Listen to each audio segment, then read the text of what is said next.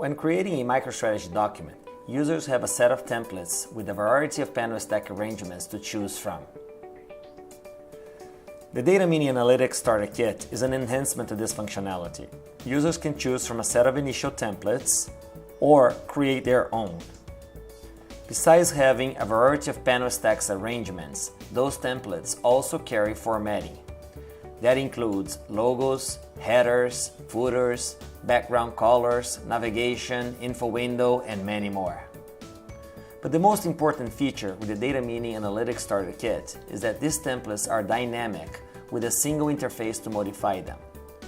On the left menu, users with appropriate access can click on the Templates editor and have the ability to preview and edit all templates at once. Yes, that is correct. Users can update over 40 settings with a single interface and preview them on the right panel. In this case, I'm changing the background color of our header, the font size, and also we'll change the copyright from 2018 to 2019. Once the Update button is clicked on the bottom of the page, all templates will automatically be updated with the new formatting.